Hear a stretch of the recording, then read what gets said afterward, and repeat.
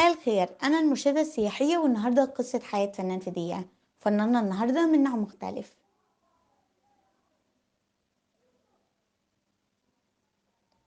فناننا النهاردة الفنان الجميل محمود لطفي، الله يرحمه.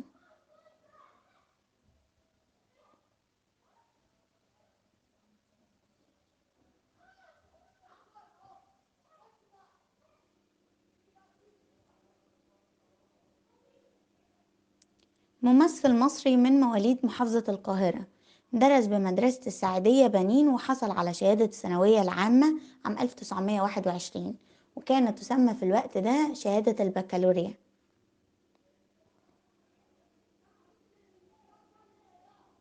بعدها على طول ب4 سنين انضم لفرقة علي الكسار المسرحية عام 1925، واشتغل أيضا مع فرقة نجيب الريحاني لمدة 5 سنين من عام 1930 حتى عام 1935.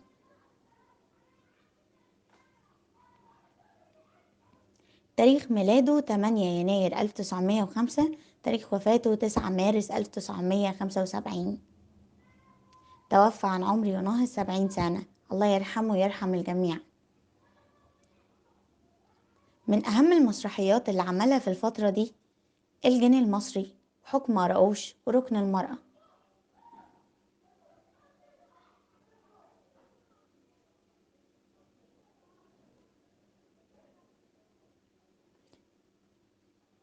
قدم 112 عمل فني، ومنهم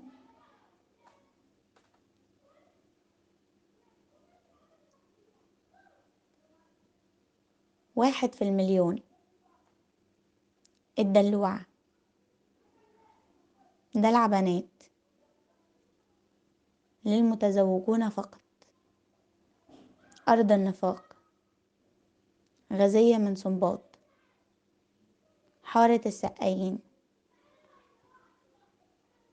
سيد درويش، الرجل المجهول، جدعان حارتنا، العيلة الكريمة،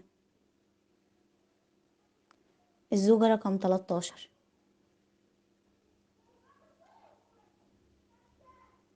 العمر واحد،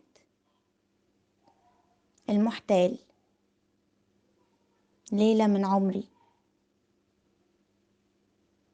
الحرمان، الدنيا لما تضحك، اللص الشريف، أنا وحبيبي،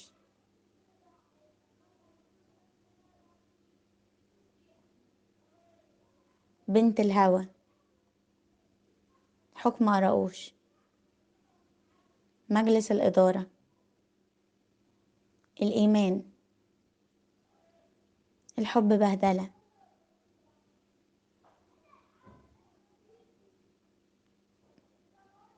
المنتصر، شمشون ولبلب، مسمار جح، وغيرهم كتير. ولأن قصة حياة الفنان لا يمكن تكون في دقيقة، وعشان كده استنونا في قصص حياة الفنانين اللي جاية. يا ترى هنتكلم عن مين؟ سلام عليكم.